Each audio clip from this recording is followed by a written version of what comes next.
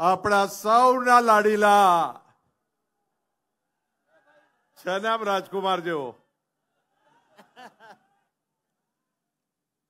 ભાઈ અલ્પેશભાઈ, મંચસ્થ મહાનુભાવો, ઠાકોર સમાજ સેનાના નિમંત્રણથી પધારેલા મારા મુરબ્બીઓ, ભાઈઓ, બહેનો, યુવાન દોસ્તો ને વહાલા પત્રકાર મિત્રો, અલ્પેશભાઈ સરસ્વતી વંદના અને મા સરસ્વતીની આરાધના કરવા માટે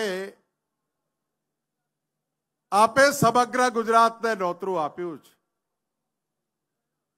આ મારા સમાજના મોભીઓ બેઠા છે.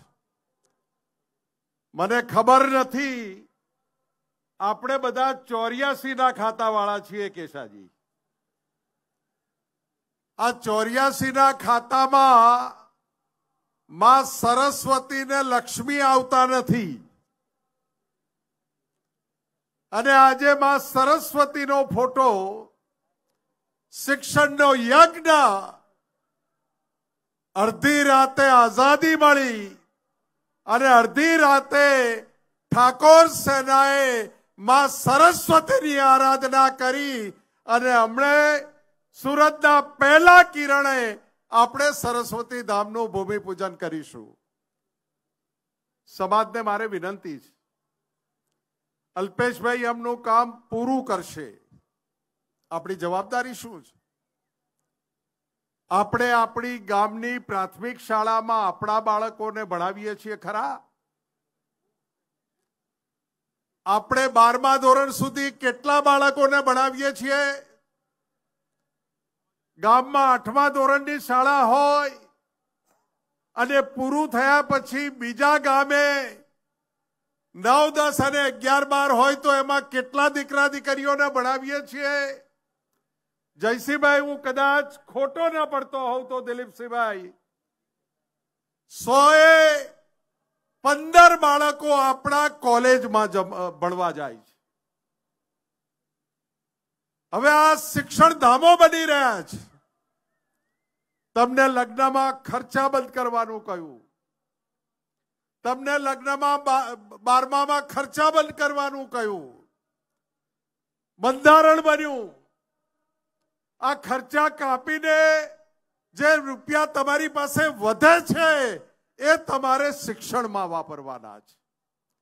અને જો શિક્ષણમાં રૂપિયો વાપરીશું તો જે દસકો કયો 36, એ વખતે આ પહેલી રોમાં કલેક્ટર, એસપી, પીઆઈ અને મામલતદાર કે ડેપ્યુટી કલેક્ટર બેઠા હશે. એટલે જવાબદારી બને છે આપણી.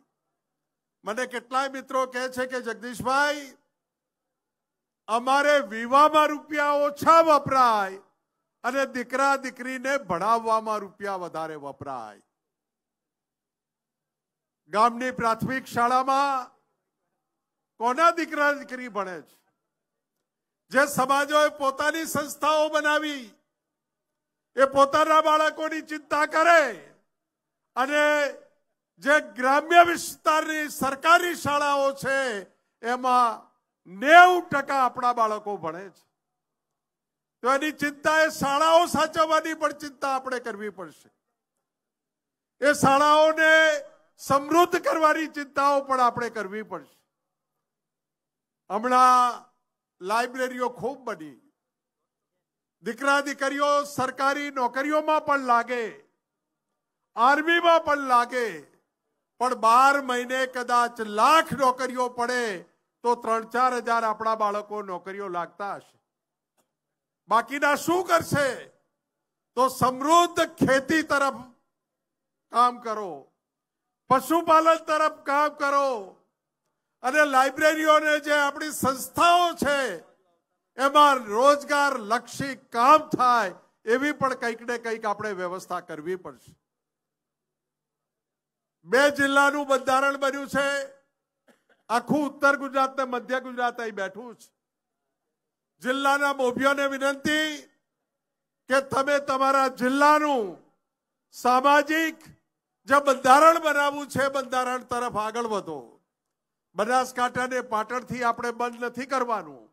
સમગ્ર ગુજરાતને આપણે બંધારણ બનાવી અને સૂત્ર આપ્યું છે, એક સમાજ એક રિવાજ, એક સમાજ એક બંધારણનો નારો આપ્યો છે. વિક્રમભાઈ અને કલાકારો બેઠા છે. વિનંતી કરું છું, અહીંયા 7 હિન્દુસ્તાની બધા કોક આવ્યા તો બધા ગયા. તમે જુઓ તો ખરા, અત્યારે સોશિયલ મીડિયા ઠાકોરોના બાપનું થઈ ગયું છે. અને જે આઈટમો આવે છે, ઓહો, પેલું આ ચલાવે છે કોણ? ઉપર ગૂગલ કોણ ચલાવે છે? વિક્રમભાઈ. આ ઠાકોરોમાં જે અદાકારી છે, ઠાકોરોમાં જે સર્જનાત્મક શક્તિ છે ને, આના લોહીમાં કળા છે. પહેલાના જમાનામાં ધોતિયાનો છેડો આમ કરીને ખોહે ને તો જેને ખબર પડે, અમને જ ખબર પડે કે આ ધોતિયાનો છેડો ચમનો ખોહ્યો. હોશિયાર આના જેટલી કોઈ કોમ હોશિયાર નહીં હોય. વિક્રમભાઈ, વિનંતી કરું છું, સંગીત એકેડેમી ચાલુ કરો, નાટ્ય એકેડેમી ચાલુ કરો. તમે જે દિવસે જગ્યા માંગો એ દિવસે તમને આપી. શક્તિ વિદ્યાલયમાં એક જગ્યાએ નોકરીઓથી મેળ નહીં પડે. 100 જગ્યાએ નોકરીઓના દરવાજા ને રોજગારીના દરવાજા ખોલવા પડશે. મને ગમ્યું અલ્પેશભાઈ, તમે રામ આયે હે રામ આયે. સમાજની મોદમાં બેહો ને તો રામાયણને યાદ કરીને બેસજો. સમાજની મોદમાં જ્યારે બેસો ને તો જતું કરજો. તમે ગામે ગામ વાત કરતા હતા ને, ગેરીબેને કીધું કે તમે ઉપરવાળા એક થાઓ, અમે તો એક છીએ. લ્યો, અમે એક થયા. તમારા ગામમાં એક ગામમાં 3 ભાગ નહીં, એક તાલુકામાં 3 સમૂહ લગ્ન નહીં થતો. શું કરવું શકો? આપો આજે અલ્પેશભાઈને, એના ખોળામાં કંઈક આપો કે અલ્પેશ ઠાકોર, અડધી રાતે તમે ઠાકોરોને ભેગા કર્યા છે. એક જ પ્રતિજ્ઞા કરીને જઉં છું, મારા વાહમાં કે મારા ગામમાં જેને જોડે મારે બનતું નથી, કાલે હવારે એની ચા પીવા હું જઈશ. આટલું નક્કી કરો. સોશિયલ મીડિયામાં આપણા ગ્રુપ છે,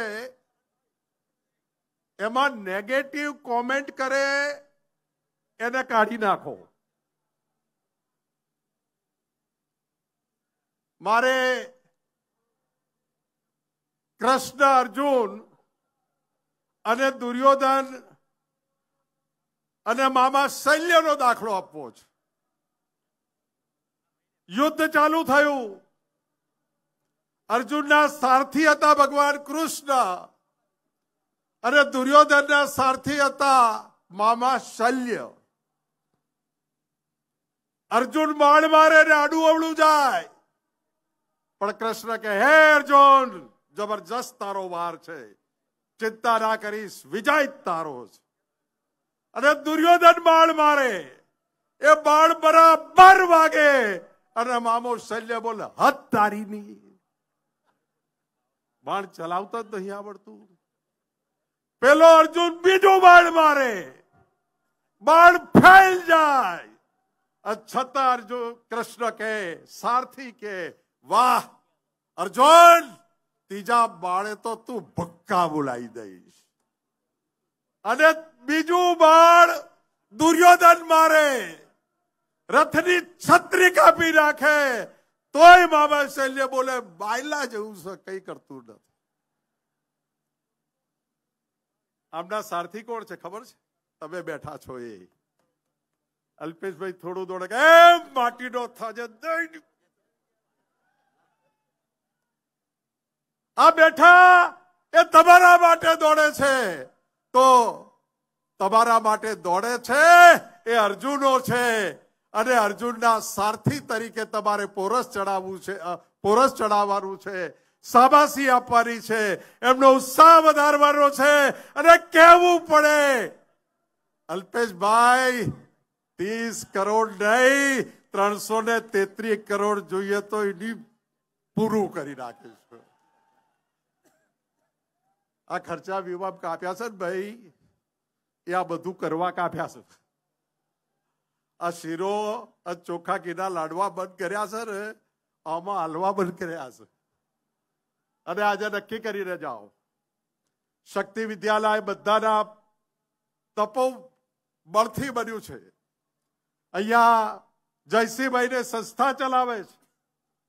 આપો બાળકો તમારા, મા બાપ વગરના જેટલા દીકરા કે દીકરીઓ હોય, માત્ર ઠાકોર સમાજ નહીં સાહેબ, આ ઠાકોર જ એક એવો સમાજ છે કે બધા સમાજોનું વિચારે છે. ઠાકોર સમાજ નહીં, આખા ગુજરાતમાં મા બાપ વિહોણા જેટલા બાળકો હોય, પહેલાથી 12મા ધોરણ સુધી આપો, એની તાકાત હોય ત્યાં સુધી ભણાવવાની તૈયારી ઠાકોરોએ લીધી છે. આ જાહેરાત કરીએ છીએ આપો શક્તિ વિદ્યાલયમાં. ટીકા ટિપ્પણ વાળા અને ખાસ તો ઠાકોરોના જે સોશિયલ મીડિયાના ગ્રુપ છે ને, એમાં ચકાસીને એડમિનને વિનંતી કરું છું કે ચાળી લેજો, અને ભૂલથી બીજા સમાજ વાળો આવીને આપણામાં ભડકો ના કરાવે એવા સોશિયલ મીડિયાના ગ્રુપોમાં માણસો ના હોય એની ચિંતા કરજો. ખૂબ કામ કરે આગેવાનો. અને એક જણો પોસ્ટ મૂકે શું કર્યું, લે આ 3 વાગે જોવા ખબર પડે. અને એટલા જ માટે સ્પોર્ટ એકેડેમી બને અલ્પેશભાઈ ઠાકોરોની, સંગીત એકેડેમી બને ઠાકોરોની, નાટ્ય એકેડેમી બને, અને જુદા જુદા વિસ્તારોમાં જે કઈ લોકોએ અમે નક્કી કર્યું છે કે અમારી રાજનીતિ અમારી જગ્યાએ છે. અમારે અમૃત એક ધારાસભ્ય બની ગયો એટલે જગદીશ ઠાકોરે નિર્ણય લીધો કે હવે જગદીશ ઠાકોર કોઈ પણ ચૂંટણી નહીં લડે. સમાજે આપ્યું છે તો સમાજને જેટલું વળતર આપીએ, જેટલું જીવીએ એટલું સમાજને વળતર આપવામાં ક્યાંય પાછીપાની નહીં કરીએ. અને આ બધા બેઠા છે ને, કોઈ ટીકામ ના પડતા, ખરા દિલથી બેઠા છે. એકબીજાને જ્યારે મળીએ ત્યારે જે ભાવ છે ને, એકબીજા માટેનો જે આદર છે, ખાલી અલ્પેશભાઈએ જાહેરાત તો ઘણા ટાઈમ પહેલા કરી હતી કે 26મી તારીખે ભેગા થઈશું રાતે 3 વાગે. અને અલ્પેશભાઈ કેવડાવે કે બધાએ આવવાનું છે. એક માણસ બાકી નથી રહ્યો, એક માણસ આવવામાં બાકી નથી રહ્યો. કદાચ અમારાથી આમંત્રણ આલવામાં અને ફોન કરવામાં બાકી રહી ગયું હશે, પણ અલ્પેશભાઈની ટીમને, અલ્પેશભાઈ આ માડું અવડું સહેજે ના વિચારતા નહીં, પણ બધું આપણે ઠઠ છે. તમે જ્યારે અકલ કરો, માત્ર ઠાકોર સેના નહીં, આખા ગુજરાતના ઠાકોરો તમારી તપ અને તપસ્યાની સાથે છે, એનો કોલ પણ અમે આગેવાનો વતીથી આપીએ છીએ. મીડિયાના મિત્રોને વિનંતી કરું છું કે સાહેબ 2-3 પ્રસંગો તમે અમારા ઉજાળ્યા છે. તમે ડિબેટો કરીને અમને મોટા કર્યા છે. તમે ડિબેટો કરીને અમે જે સરસ મજાનો રસ્તો ને મંજિલ પકડી છે, એ મંજિલ તરફ લઈ જવામાં તમામ મીડિયાના મિત્રોએ અમને ખૂબ મદદ કરી છે. અમે કાચવાની ચાલે ચાલવા વાળા નથી. અમારે ટેકો લેતા વાર લાગે, પણ જો 100, 200, 500, 1000 ડગલા ચાલી ગયા તો ચિત્તા કરતા પણ તેજ ચાલવા વાળા ઠાકોરો છે. અને એ ચાલ ઉપર આપણે આગળ વધવું છે. માં સરસ્વતીની આરાધના જ્યાં સુધી અહીંયા ભૂમિપૂજન લાઈવ પૂરું ન થાય ત્યાં સુધી, અને અલ્પેશભાઈ રજા ના આપે ત્યાં સુધી આપણે બધા જ બેસી રહીશું. અને ખૂબ આભાર માનું છું અલ્પેશભાઈ વતીથી તમારા બધાને ખૂબ ખૂબ ધન્યવાદ આપું છું. જય હિન્દ, જય ભારત. હલો.